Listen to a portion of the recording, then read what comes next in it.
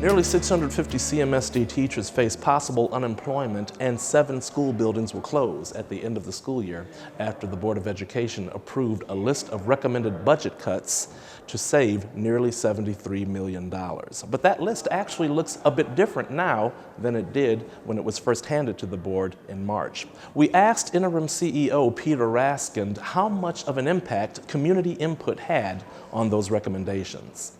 Yeah, I think the community input by way of the 2 big community meetings and other dialogue with stakeholders was incredibly valuable. And we learned a number of very important things. A great example is there was a great deal of concern expressed about potential cuts to the textbook budget, concern that we completely understood, and frankly, we shared as well. And we made a special effort to identify additional cost savings elsewhere, quite candidly, in terms of further central office reductions, but that did permit us to ultimately revise that recommendation and have no further cut to the textbook budget, and we were very pleased about that. Any other changes as a result of community input? Yeah, I mean, another great example relates to extracurricular activities. We had proposed the possibility of a cut to extracurricular activities. Again, nothing that we wanted to do, but the community input was very clear that that was of grave concern, that after-school activities are something we want to encourage and are very important to our children. And there again, we were able to identify other areas of savings and ultimately take that recommendation for a cut in extracurriculars out of the process. How do you feel, based on what you've learned since you've been here, just sort of with regard to extracurriculars? Why do you feel that was an important one to focus on? What do you feel is the value to a district like this one of having extracurriculars? Well, my sense is that extracurricular activities are valuable in any school district, but I think particularly in an urban school district where there may be added challenges and added temptations for kids when they're not within the school building, to provide a good slate of extracurricular activities that continue to round out the kids' experiences and provide other outlets for them relative to perhaps less attractive outlets. I think that's got extra value in an urban school district. I kind of got the sense, having spent some time in the community meetings, that perhaps people don't understand to the degree to which maybe you'd like them to, that this is sort of the hand the district is dealt. This is not the result of anything underhanded or anything like that. What we're dealing with in terms of the budget is something that goes across the board. Maybe it's worth it, in this venue right here, perhaps to again explain, why are we here and why are these types of cuts necessary? Well, I can understand why people don't understand, because it is relatively complicated. And I would start by saying that this is not just about Cleveland. Every school district, I think, literally in the country is facing financial challenges like they've never faced before, and all for the same reasons, which is the ability of the federal government and the state government to support local school districts has been diminished by the economy and by all of the pressures that we read about in our daily newspapers. So this is a nationwide phenomenon. It's not just about Cleveland. Furthermore, lots of school districts like Cleveland did benefit from one-time stimulus money that came down from the federal government and the state last year, but it was one-time money. That money's gone. And we enjoyed it while it was here. We knew it was one time, but in fact it is now gone. It won't be repeated, and that opens up a hole for us. And then finally, we've got long-term factors. Enrollment has been steadily declining in the Cleveland School District, down 40% over the last 10 years.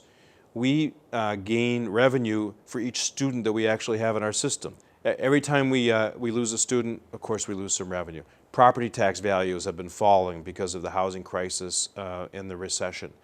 And as we already talked about, losses in federal and state aid. What that all adds up to is less revenue for the school district. Meanwhile, costs have actually been rising. Everything, particularly our labor costs, continue to rise as embedded in our labor contracts. For any organization, school district or business, if revenues go down and costs go up, that's going to mean a deficit.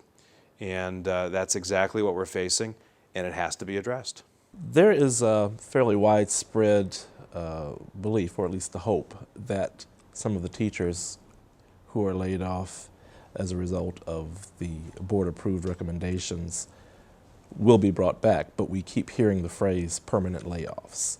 Can you clarify, maybe expound a little bit on that?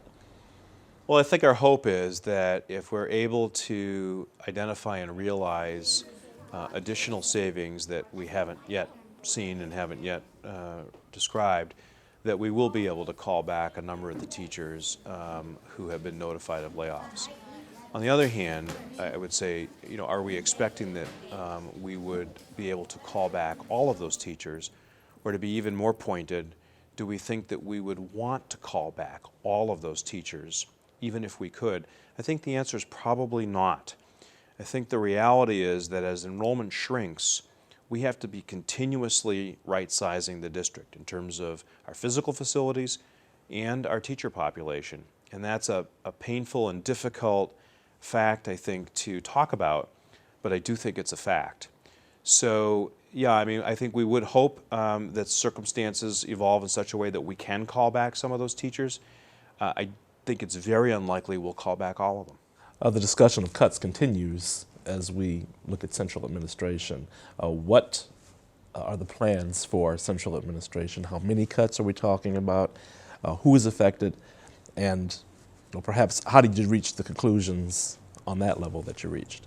Yeah, I think as we described at last night's Board of Education meeting, we've identified roughly 54 positions in the central office and some other actions, for example, eliminating auto allowances, eliminating pension pickup, that total to about 3.8, almost $3.9 million of savings. Again, as with all of these cuts, extremely difficult and painful to contemplate, but we very strongly believe necessary. So those actions will be approved by the board at our next board meeting on April 26th, and we would expect to begin communicating with people quite promptly, what will be, of course, a difficult news. We're surrounded by companies, corporations, maybe partners or perhaps potential partners. Let's look maybe a little bit pie in the sky. In your ideal world, how could the corporate community in Greater Cleveland perhaps help out? How can we partner in a way that the district hasn't partnered before that might help address some of the fiscal issues?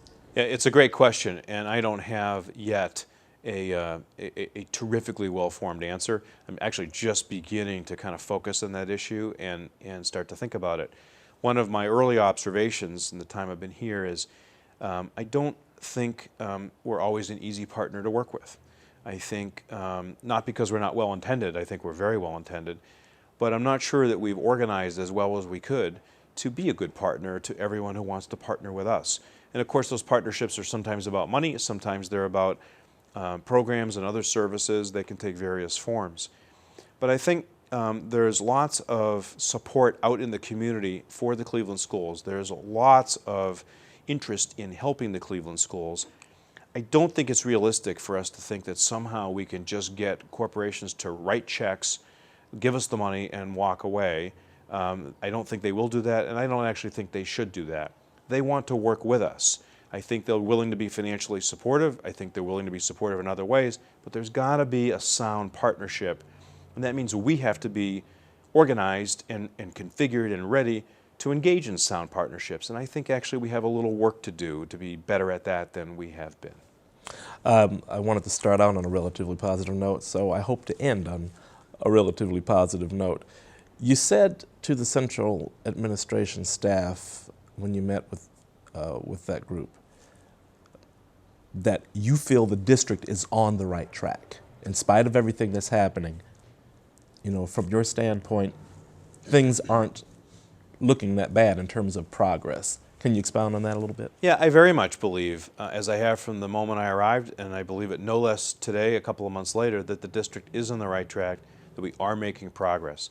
I think we've got some marvelous results that are already occurring or are evolving in a number of our schools. Do we have work to do in some of our other schools? Yes, of course we do.